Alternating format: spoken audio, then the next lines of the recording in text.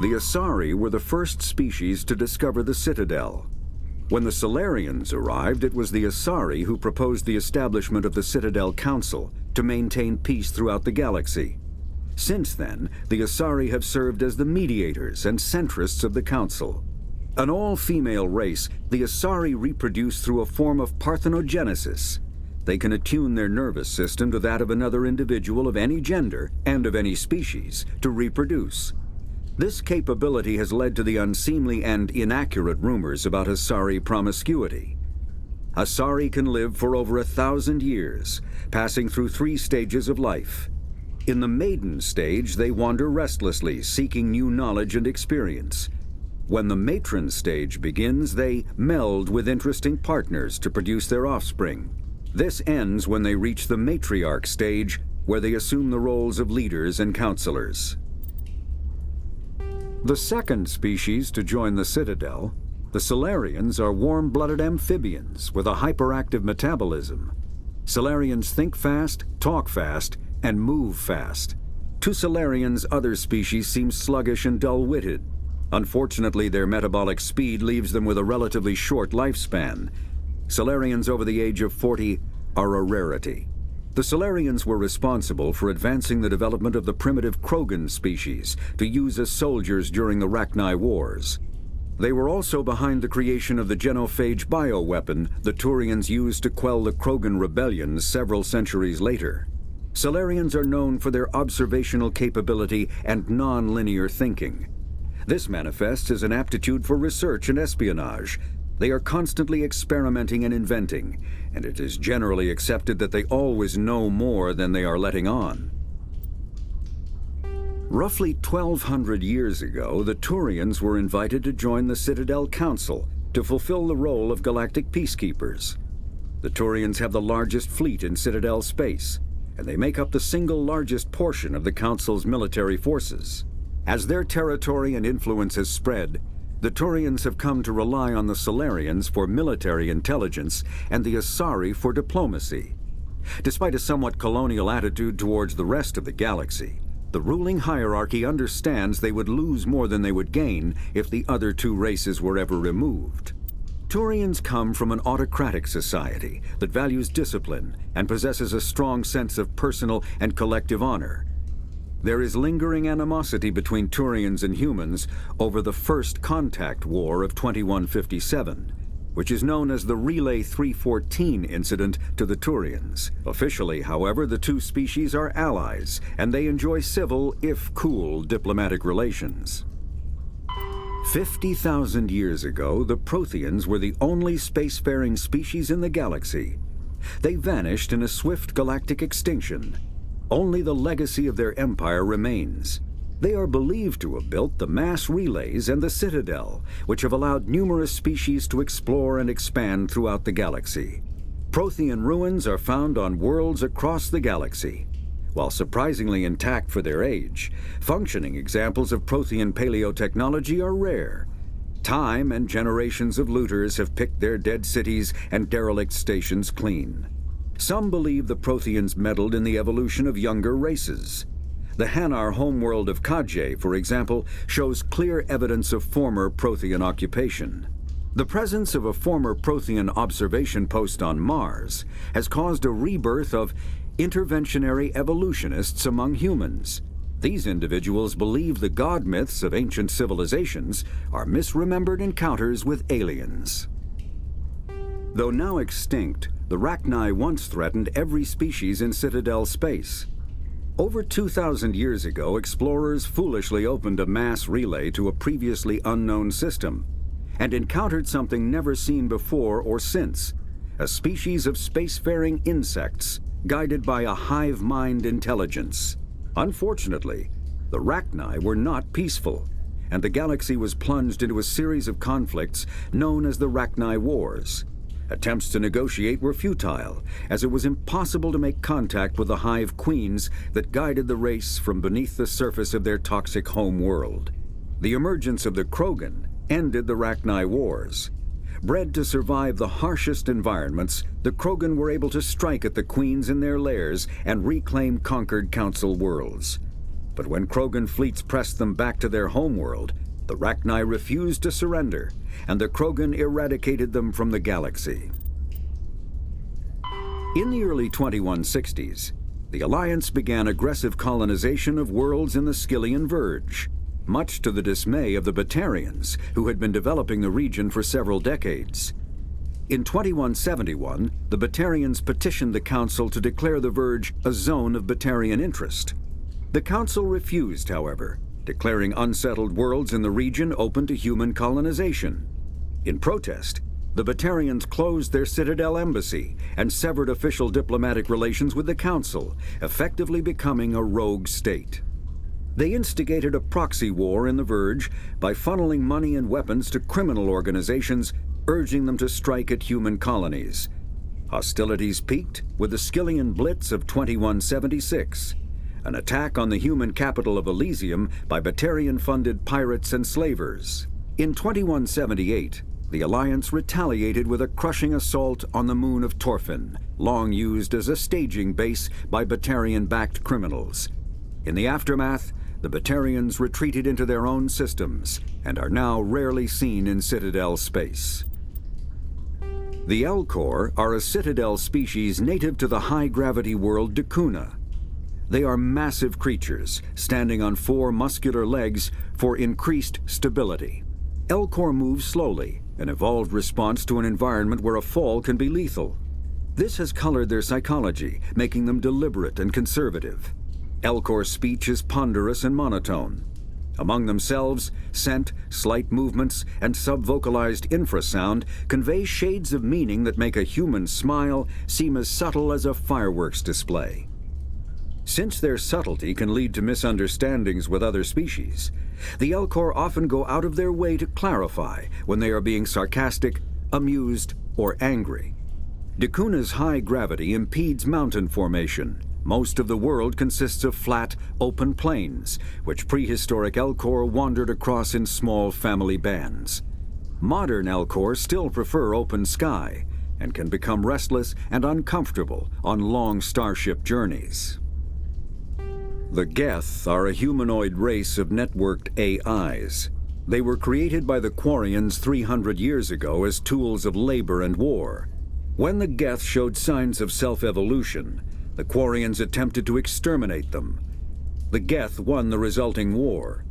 This example has led to legal, systematic repression of artificial intelligences in galactic society. The Geth possess a unique distributed intelligence. An individual has rudimentary animal instincts, but as their numbers and proximity increase, the apparent intelligence of each individual improves. In groups, they can reason, analyze situations, and use tactics, as well as any organic race. Geth space is located at the trailing end of the Perseus Arm, beyond the lawless Terminus systems. The Perseus Veil, an obscuring dark nebula of opaque gas and dust, lies between their space and the Terminus systems. The Hanar are a Citadel species known for excessive politeness. They speak with scrupulous precision and take offense at improper language. Hanar that expect to deal with other species take special courses to help them unlearn their tendency to take offense at improper speech. All Hanar have 2 names. The face name is known to the world. The soul name is kept for use among close friends and relations. Hanar never refer to themselves in the first person in conversation with someone they know on a face name basis. To do so is considered egotistical, so instead they refer to themselves as this one, or the impersonal it. Their homeworld, Kaje, has 90% ocean cover and orbits an energetic white star, resulting in a permanent blanket of cloud. Due to the presence of Prothean ruins on the world, many Hanar worship them, and Hanar myths often speak of an elder race that civilized them by teaching them language. When the Asari discovered the Citadel, they also discovered the Keepers, a docile, multi-limbed insect race that seemingly exists only to maintain and repair the Great Prothean Station. Early attempts to communicate with or study the Keepers were failures, and it is now illegal to interfere with or impede Keeper activity. Because they are completely non-threatening, keepers have become virtually invisible to everyone else. Similarly, they seem indifferent to other species, except for their tendency to help new arrivals integrate themselves into the Citadel. No matter how many keepers die due to old age, violence, or accident, they maintain a constant number. No one has discovered the source of new keepers, but some hypothesize they are genetic constructs, biological androids created somewhere deep in the inaccessible core of the Citadel itself. The Krogan evolved in a hostile and vicious environment. Until the invention of gunpowder weapons, eaten by predators was still the #1 cause of Krogan fatalities. Afterwards, it was death by gunshot. When the Solarians discovered them, the Krogan were a brutal, primitive species, struggling to survive a self-inflicted nuclear winter. The Solarians culturally uplifted them, teaching them to use and build modern technology, so they could serve as soldiers in the Rachni War. Liberated from the harsh conditions of their homeworld, the quick-breeding Krogan experienced an unprecedented population explosion. They began to colonize nearby worlds, even though these worlds were already inhabited. The Krogan rebellions lasted nearly a century, only ending when the Turians unleashed the Genophage, a Solarian-developed bioweapon that crushed all Krogan resistance. The Genophage makes only 1 in 1,000 pregnancies viable, and today the Krogan are a slowly dying breed. Understandably, the Krogan harbor a grudge against all other species, especially the Turians. Driven from their home system by the Geth nearly 3 centuries ago, most Quarians now live aboard the Migrant Fleet, a flotilla of 50,000 vessels ranging in size from passenger shuttles to mobile space stations. Home to 17 million Quarians, the flotilla understandably has scarce resources. Because of this, each Quarian must go on a rite of passage known as the pilgrimage when they come of age. They leave the fleet and only return once they have found something of value they can bring back to their people. Other species tend to look down on the Quarians for creating the Geth and for the negative impact their fleet has when it enters a system. This has led to many myths and rumors about the Quarians, including the belief that underneath their clothes and breathing masks, they are actually cybernetic creatures, a combination of organic and synthetic parts. The Volus are a member species of the Citadel with their own embassy, but they are also a client race of the Turians. Centuries ago, they were voluntarily absorbed into the hierarchy, effectively trading their mercantile prowess for Turian military protection. Erun, their homeworld, lies far beyond the normal life zone of its star. However, the world has a high-pressure greenhouse atmosphere that traps enough heat to support an ammonia-based biochemistry. As a result, the Volus must wear pressure suits and breathers when dealing with other species, as conventional nitrogen-oxygen air mixtures are poisonous to them, and in the low-pressure atmospheres tolerable to most species, their flesh will actually split open. Volus culture is tribal, bartering lands and even people to gain status. This culture of exchange inclines them to economic pursuits. It was the Volus who authored the Unified Banking Act, and they continue to monitor and balance the Citadel economy. After the Geth secure a location, they round up and impale dead and living bodies on mechanical spikes. The spikes rapidly transform these victims into withered husks, extracting water and trace minerals, and replacing them with cybernetics. The cybernetics reanimate the lifeless flesh and tissue, transforming the bodies into mindless killing machines. Some Alliance soldiers refer to the husk-generating spikes as dragon's teeth, a reference to the mythological berserkers who sprang up from the earth wherever the teeth of the dragon Eris were planted. Dragon's teeth and husks bear little resemblance to other pieces of Geth technology. No one is sure why a synthetic race would bother to drain the minuscule amount of recoverable resources from organic corpses, though the value of reusing them as shock troops is obvious. Thresher moths are subterranean carnivores that spend their entire lives eating or searching for something to eat. Threshers reproduce via spores that can lie dormant for millennia. yet are robust enough to survive prolonged periods in deep space and atmospheric re-entry. As a result, thresher spores appear on many worlds, spread by previous generations of space travelers. The body of a thresher never entirely leaves the ground. Only the head and tentacles erupt from the Earth to attack. In addition to physical attacks, threshers have the ability to project toxic chemicals and emit bursts of infrasound as a shockwave weapon. The Alliance first encountered threshers on the colony of Akuz in 2177.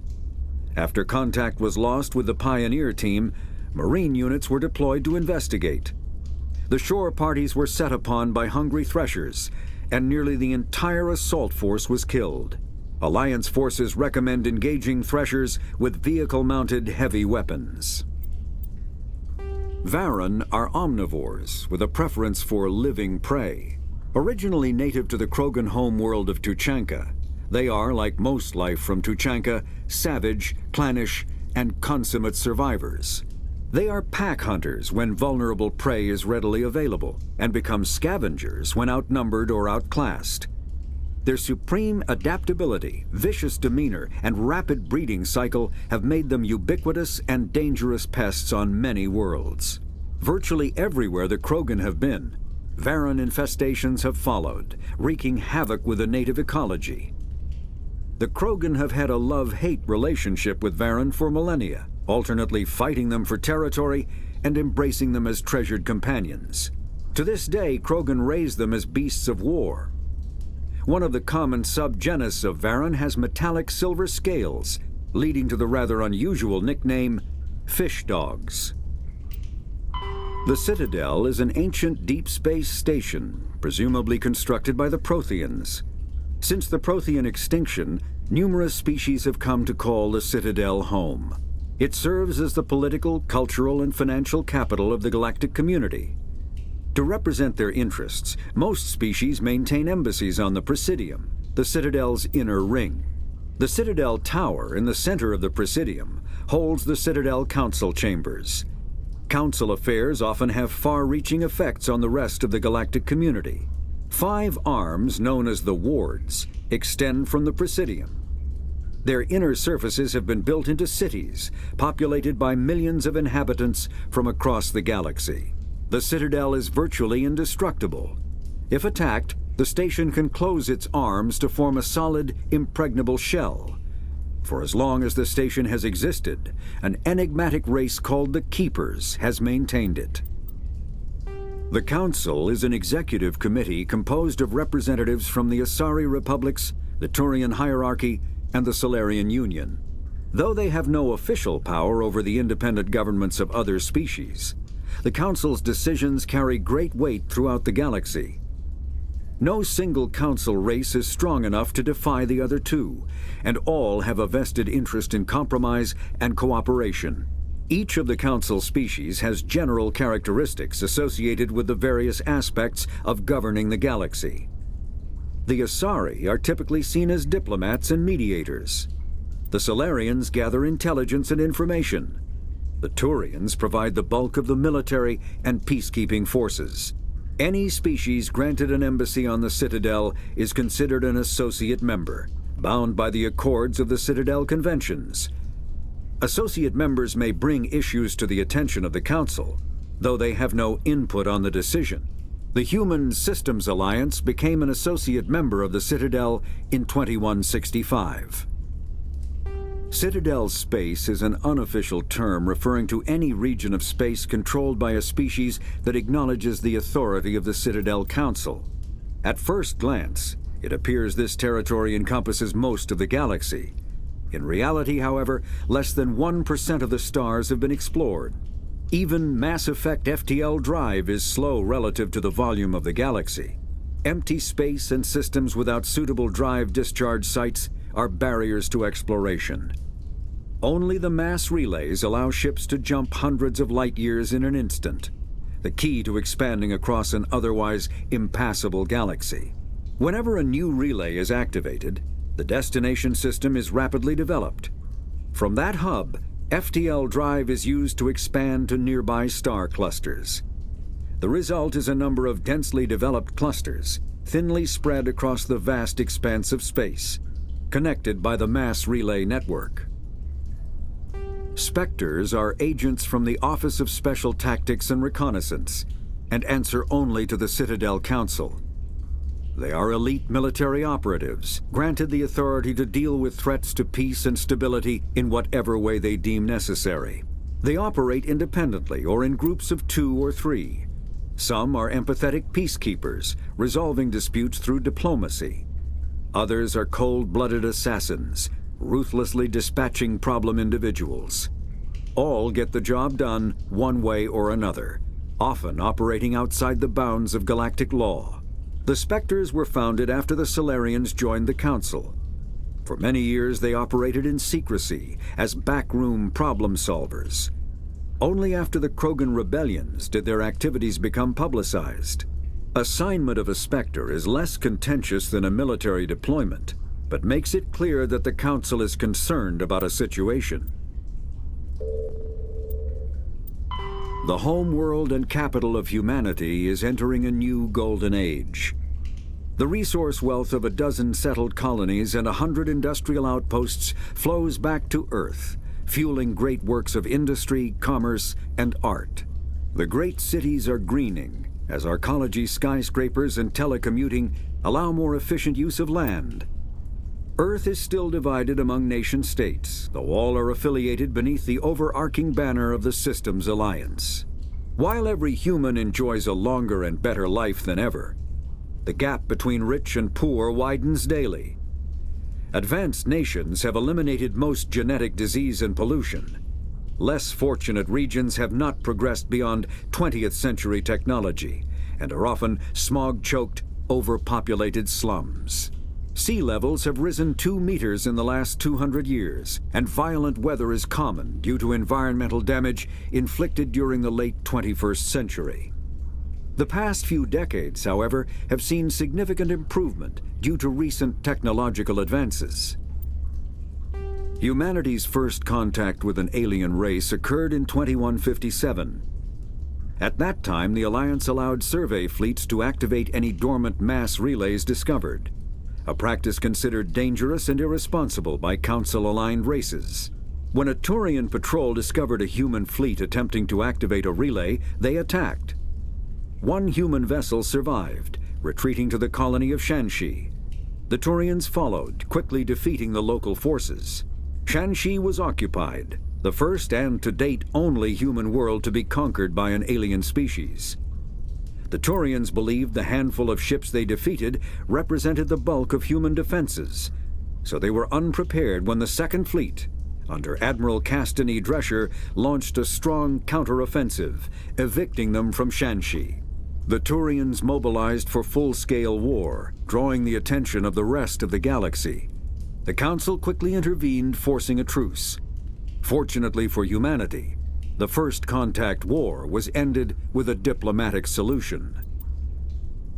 The Systems Alliance is an independent supranational government representing the interests of humanity as a whole. The Alliance is responsible for the governance and defense of all extrasolar colonies and stations. The Alliance grew out of the various national space programs as a matter of practicality.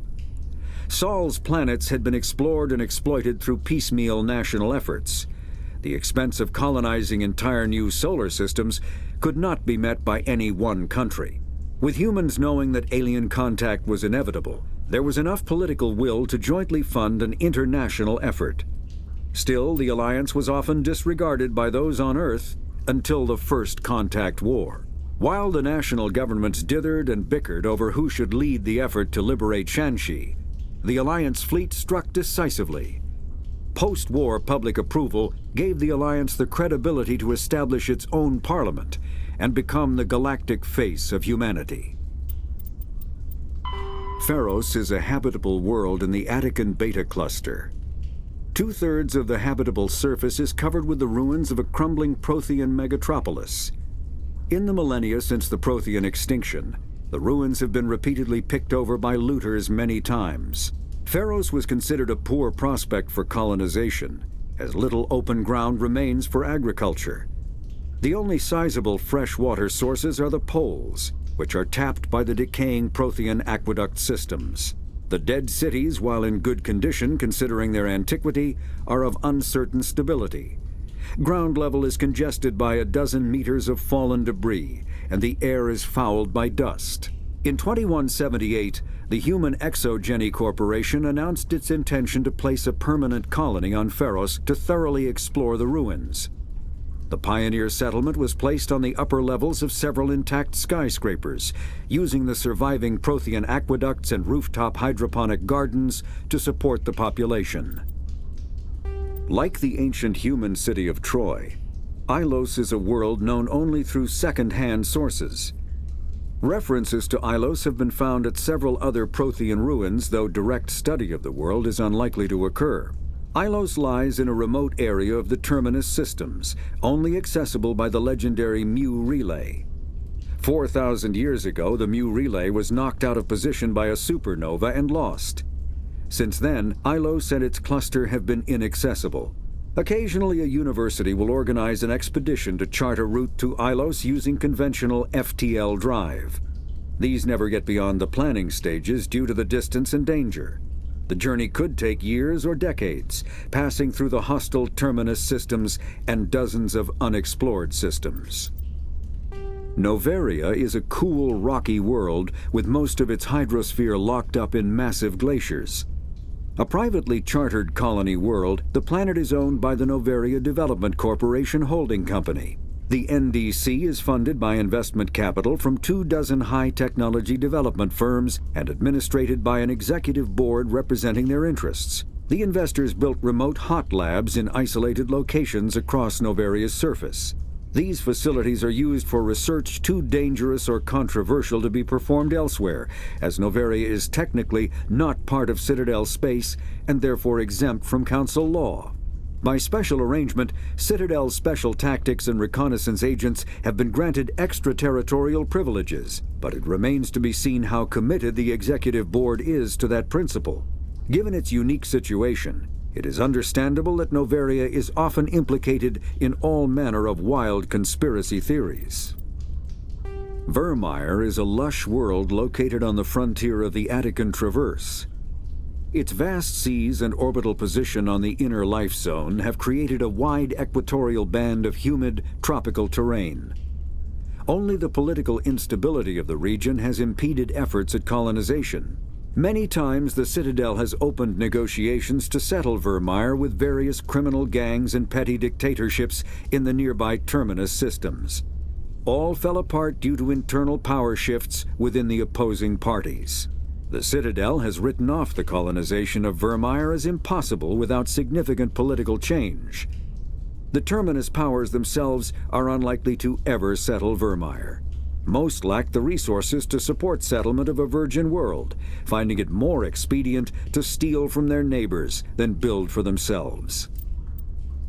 The Terminus systems are located on the far side of the Attican Traverse, beyond the space administered by the Citadel Council or claimed by the Human Systems Alliance. It is populated by a loose affiliation of minor species, united only in their refusal to acknowledge the political authority of the Council or adhere to the Citadel conventions. Their independence comes at a price. The Terminus is fraught with conflict. War among the various species is common, as governments and dictators constantly rise and fall.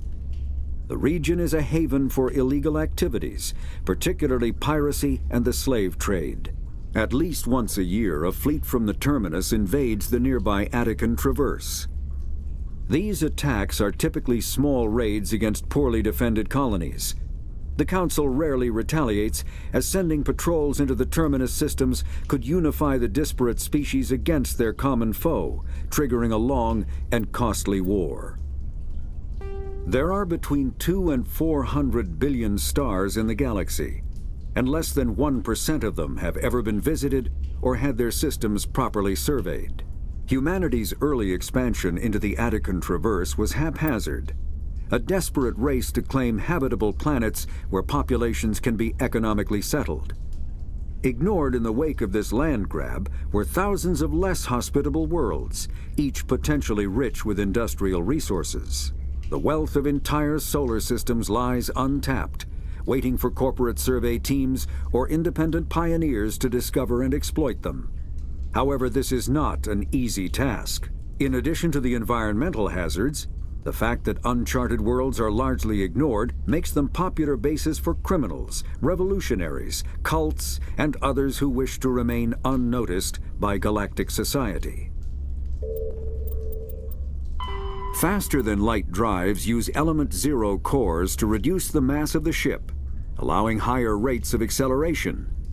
This effectively raises the speed of light within the mass effect field, allowing high-speed travel with negligible relativistic time dilation effects. Starships still require conventional thrusters, chemical rockets, commercial fusion torch, economy ion engine, or military anti-proton drive, in addition to the FTL drive core. With only a core, a ship has no motive power. The amount of ESO and power required for a drive increases exponentially to the mass being moved and the degree it is being lightened. Very massive ships, or very high speeds, are prohibitively expensive. If the field collapses while the ship is moving at faster than light speed, the effects are catastrophic. The ship is snapped back to sublight velocity, the enormous excess energy shed in the form of lethal Cherenkov radiation. Larger warships are generally classified in one of four weights. Frigates are small, fast ships used for scouting and screening of larger vessels. Frigates often operate in wolf-pack flotillas. Cruisers are middleweight combatants, faster than dreadnoughts and more heavily armed than frigates. Cruisers are the standard patrol unit and often lead frigate flotillas. Dreadnoughts are kilometer-long capital ships mounting heavy, long-range firepower. They are only deployed for the most vital missions. Carriers are dreadnought-sized vessels that also carry large numbers of fighters. Smaller vessels are almost exclusively used in a support role to the warships during combat. Fighters are one-man craft used to perform close-range attacks on enemy ships. Interceptors are one-man craft optimized for destroying opposing fighters. The Normandy is a prototype starship developed by the Human Systems Alliance with the assistance of the Citadel Council. It is optimized for scouting and reconnaissance missions in unstable regions using state-of-the-art stealth technology. For most ships, the heat generated through standard operations is easily detectable against the absolute zero background of space. The Normandy, however, is able to temporarily sink this heat within the hull. Combined with refrigeration of the exterior hull, the ship can travel undetected for hours or drift passively for days of covert observation. This is not without risk. The stored heat must eventually be radiated, or it will build to levels capable of cooking the crew alive. Another component of the stealth system is the Normandy's revolutionary Tantalus drive, a mass effect core twice the standard size. The Tantalus drive generates mass concentrations that the Normandy falls into, allowing it to move without the use of heat-emitting thrusters. Sovereign is the flagship of the rogue Spectre's Sarin. An enormous dreadnought larger than any other ship in any known fleet, it is crewed with both Geth and Krogan. At 2 kilometers long, its spinal-mounted main gun is likely capable of penetrating another dreadnought's kinetic barriers with a single shot. How Sarin acquired this incredible warship is unknown. The prevailing opinion is that Sovereign is a Geth construct, while others believe it is a Prothean relic. Its design, however, hints at a more alien and mysterious origin. The attack on Eden Prime demonstrated Sovereign's ability to generate mass effect fields powerful enough to land on a planetary surface. This implies it has a massive element zero core and the ability to generate staggering amounts of power. Ship mobility dominates space combat. The primary objective is to align the mass accelerator along the bow with the opposing vessel's broadside. Battles typically play out as artillery duels, fought at ranges measured in thousands of kilometers, though assaults through defended mass relays often occur at knife fight ranges, as close as a few dozen kilometers. Most ship-to-ship engagements are skirmishes between patrol vessels of cruiser weight and below, with dreadnoughts and carriers only deployed in full-scale fleet actions. Battles in open space are short and often inconclusive, as the weaker opponent typically disengages. Once a ship enters FTL flight, the combat is effectively over. There are no sensors capable of tracking them or weapons capable of damaging them. The only way to guarantee an enemy will stand and fight is to attack a location they have a vested interest in, such as a settled world or a strategically important mass relay. The Mako infantry fighting vehicle was designed for the System Alliance's frigates. Though the interior is cramped, an M35 is small enough to be carried in the cargo bay and easily deployed on virtually any world. With its turreted 155mm mass accelerator and coaxially mounted machine gun, the Mako can provide a fire team with weapon support as well as mobility. Since Alliance Marines may be required to fight on any world, the Mako is environmentally sealed and equipped with microthrusters for use on low-gravity planetoids. The Mako is powered by a sealed hydrogen-oxygen fuel cell and includes a small Element 0 core. While not large enough to nullify the vehicle's mass, the core can reduce it enough to be safely airdropped.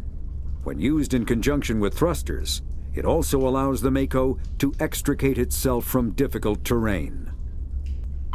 Biotics is the ability of rare individuals to manipulate dark energy and create mass effect fields through the use of electrical impulses from the brain.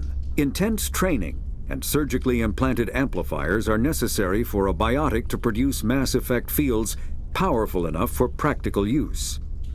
The relative strength of biotic abilities varies greatly among species and with each individual. There are 3 branches of biotics. Telekinesis uses mass-lowering fields to levitate or impel objects.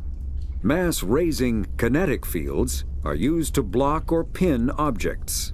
Spatial distortion uses rapidly shifting mass fields to shred objects. Most organic species are capable of developing biotic abilities, though there are risks involved. Biotics are the result of an in utero exposure to Element 0. This usually causes fatal cancers in the victim, but in rare cases, it coalesces into nodules within the fetus's developing nervous system. An artificial intelligence is a self-aware computing system capable of learning and independent decision-making. Creation of a conscious AI requires adaptive code, a slow, expensive education, and a specialized quantum computer called a blue box. An AI cannot be transmitted across a communication channel or computer network. Without its blue box, an AI is no more than data files. Loading these files into a new blue box will create a new personality, as variations in the quantum hardware and runtime results create unpredictable variations. The Geth serve as a cautionary tale against the dangers of rogue AI, and in Citadel space they are technically illegal. Advocacy groups argue, however, that an AI is a living, conscious entity, deserving the same rights as organics. They argue that continued use of the term artificial is institutionalized racism on the part of organic life. The term synthetic is considered the politically correct alternative. A virtual intelligence is an advanced form of user interface software. VIs use a variety of methods to simulate natural conversation, including an audio interface and an avatar personality to interact with. Although a VI can provide a convincing emulation of sentience, they are not self-aware, nor can they learn or take independent action. VIs are used as operating systems on commercial and home computers. Minimal VI agents are also available. Agents are compact and specialized. Some serve as personal secretaries, filtering calls and scheduling meetings based on user-defined priorities. Others are advanced search engines, propagating themselves across the extranet to collate user-requested data. Commercial VIs in a variety of stock personalities are available at any software retailer. Boutique firms and hobbyists also build unique VIs to personal specification. Although software emulation of living personalities is illegal, reconstructions of famous historical figures are common. When subjected to an electrical current, the rare material dubbed Element Zero, or EZO, emits a dark energy field that raises or lowers the mass of all objects within it. This mass effect is used in countless ways, from generating artificial gravity to manufacturing high-strength construction materials. It is most prominently used to enable faster-than-light space travel. EZO is generated when solid matter, such as a planet, is affected by the energy of a star going supernova. The material is common in the asteroid debris that orbits neutron stars and pulsars. These are dangerous places to mine, requiring extensive use of robotics, telepresence, and shielding to survive the incredible radiation from the dead star.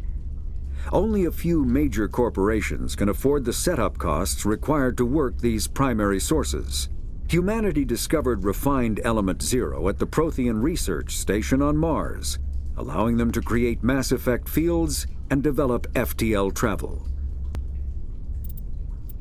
Element Zero can increase or decrease the mass of a volume of space-time when subjected to an electrical current.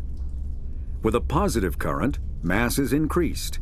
With a negative current, mass is decreased. The stronger the current, the greater the magnitude of the dark energy mass effect.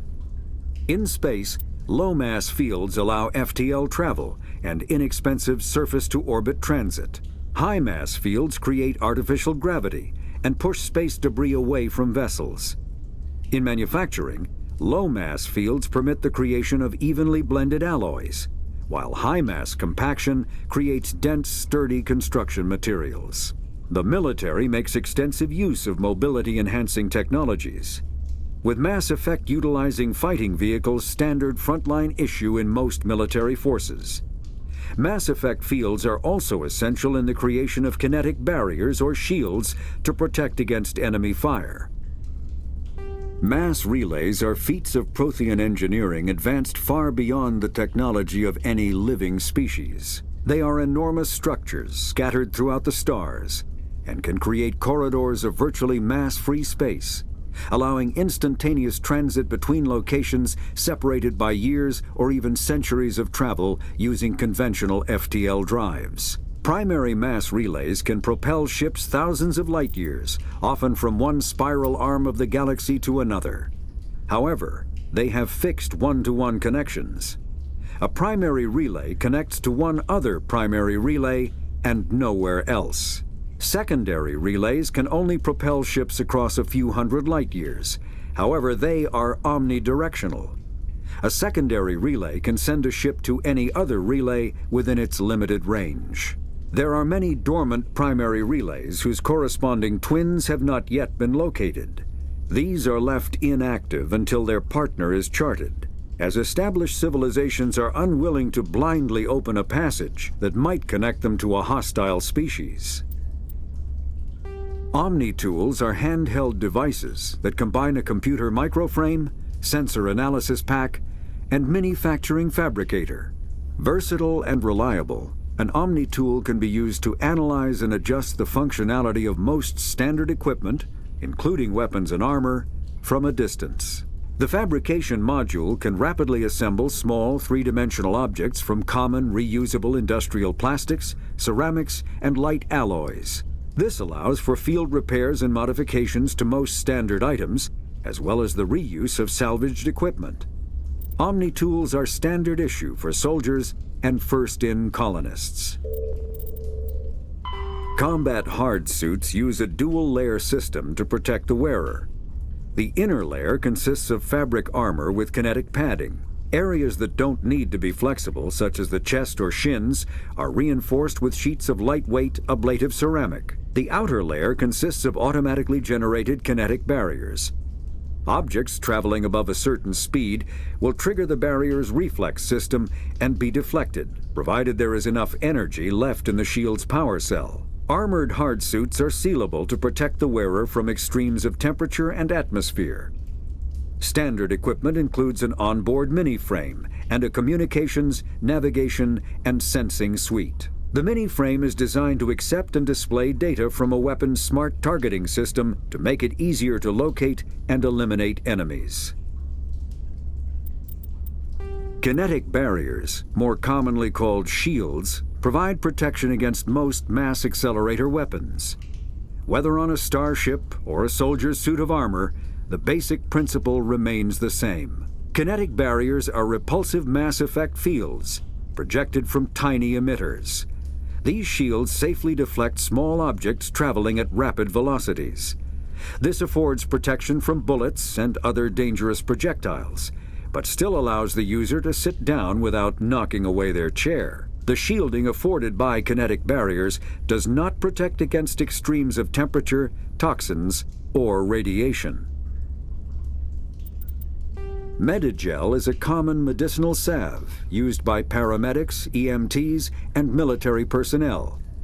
It combines several useful applications: a local anesthetic, disinfectant, and clotting agent all in one. Once applied, the gel is designed to grip tight to flesh until subjected to a frequency of ultrasound. It is sealable against liquids, most notably blood, as well as contaminants and gases. The gel is a genetically engineered bioplasm created by the CERTA Foundation, a medical technology megacorp based on Earth. Technically, Medigel violates Council laws against genetic engineering, but to date, it has proved far too useful to ban. All modern infantry weapons, from pistols to assault rifles, use micro-scaled mass accelerator technology. Projectiles consist of tiny metal slugs suspended within a mass-reducing field, accelerated by magnetic force to speeds that inflict kinetic damage. The ammo magazine is a simple block of metal. The gun's internal computer calculates the mass needed to reach the target based on distance, gravity, and atmospheric pressure, then shears off an appropriate-sized slug from the block. A single block can supply thousands of rounds, making ammo a non-issue during any engagement. Top-line weapons also feature smart targeting that allows them to correct for weather and environment. Firing on a target in a howling gale feels the same as it does on a calm day at the practice range. Smart targeting does not mean a bullet will automatically find the mark every time the trigger is pulled. It only makes it easier for the marksman to aim.